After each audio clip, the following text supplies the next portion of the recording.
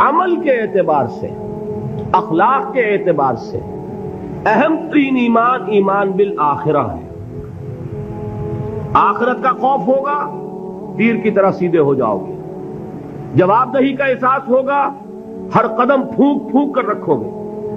دیکھو گے کہ غلط بات تو میری زبان سے نہیں نکل رہی، اس لیے کہ جواب دہی کرنی ہے۔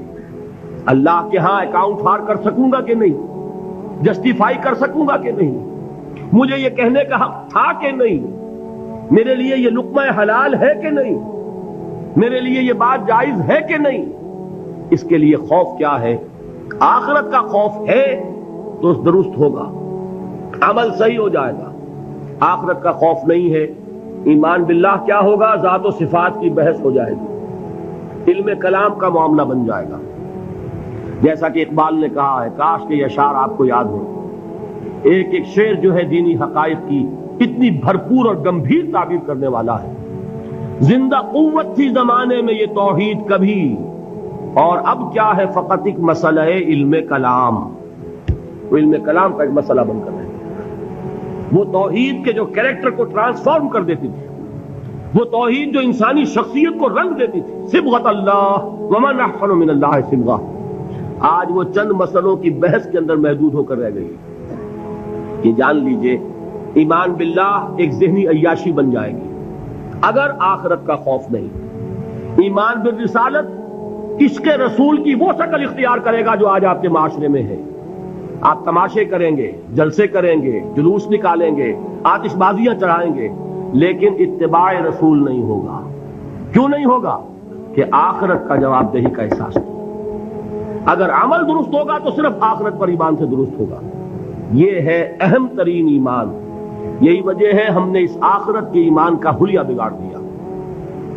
وہ بہت اپنی جگہ پر ایک مستقل موضوع ہے۔ آخرت کے ایمان کی نفی کن کن چیزوں سے ہوتی ہے؟ ایک یہ تصور جو یہودیوں کا تھا، نحن ابناء اللہ واحباؤہ، ہم تو اللہ کے بڑے چہیتے ہیں، لاڈلے ہیں، ابراہیم کی اولاد ہیں، اور ہمیں تو آگ چھوئے گی نہیں، چھوئے گی تو چند دن کے لیے، لن تمسنا النار الا ایاما معدودہ۔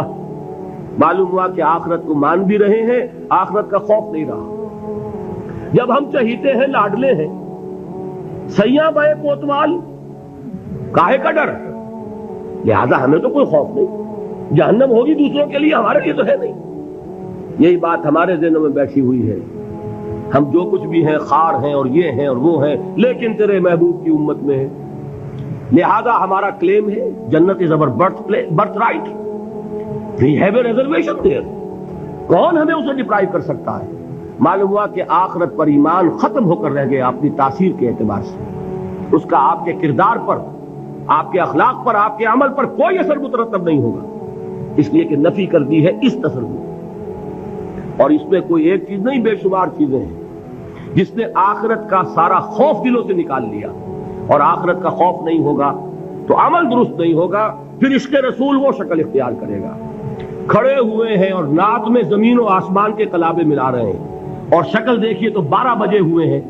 سنت رسول صلی اللہ علیہ وسلم کی توفیق نہیں ہے، لیکن عشق رسول کے وہ بلند باغ دعوی ہے کہ معلوم ہوتا ہے کہ اپنی جان اور تن اور من اور دھن سب کچھ ابھی نچھاور کر دیں گے، لیکن یہ ہے کہ رسول کا اتباع نہیں کر سکتے، رسول کے نقش قدم پر نہیں چل سکتے۔ قرآن پر ایمان کے دعوی ہیں، اور قرآن جس شے کو حرام ٹھہرا رہا ہے اسے اپنے لیے جائز کیا ہوا ہے۔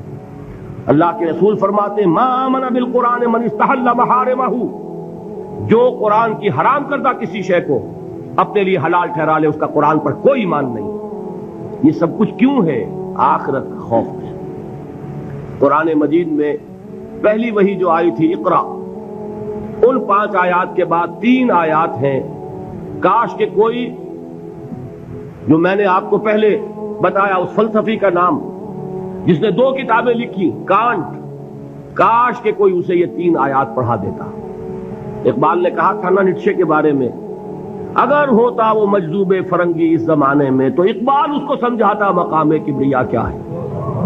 اگر کانٹ کہیں ہوتا اور اسے یہ 3 آیات کوئی پڑھا دیتا، کلا ان الانسان لیطغی، انسان میں بغاوت، سرکشی، تعدی، ظلم یہ پیدا ہو ہی جاتا ہے، دست درازی کر بیٹھتا ہے، دوسروں کا حق مار بیٹھتا ہے. کیوں؟ الراہ استغنا، کہ وہ دیکھتا ہے کوئی پکڑ نہیں ہے.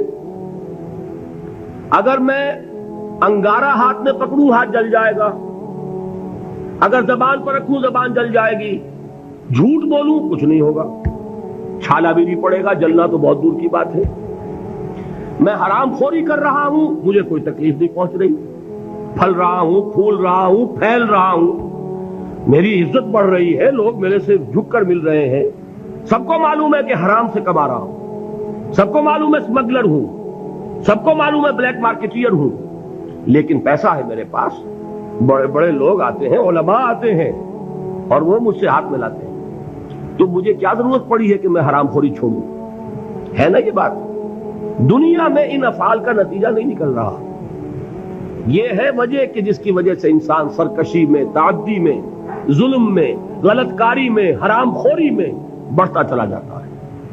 اس کا علاج کیا ہے؟ ان الی ربک الرجعی، یقیناً تیرے رب کی طرف لوٹ کر جانا ہے.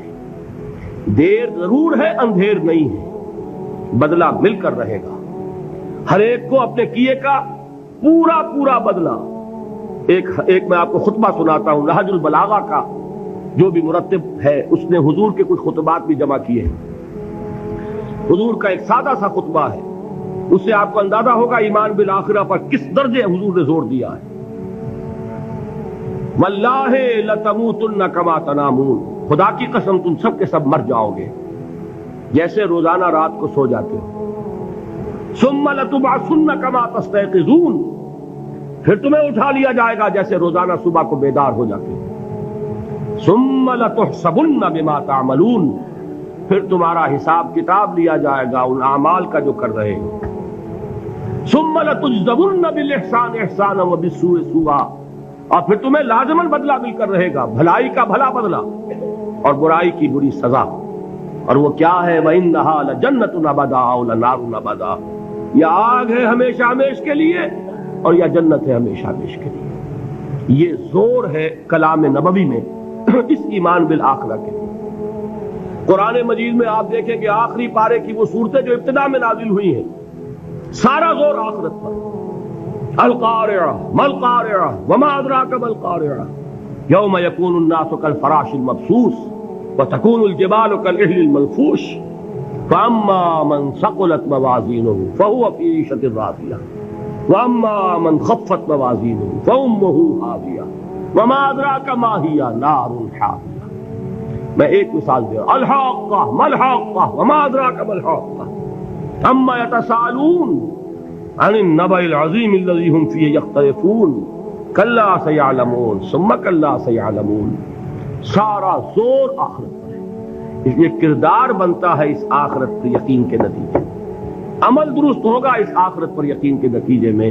تو ایمانیات ثلاثہ کی ایک دوسرے کے ساتھ جو نسبت و تناسب ہے اہمیت کے اعتبار سے، اس کے لیے یہ الجبرے کے فارمولے کی طریقے سے یہ حقیقت ذہن نشین کر لیجئے.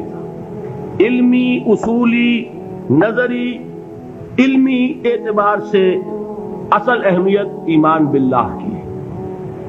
قانونی، فقہی، شرعی اعتبار سے اصل اہمیت ایمان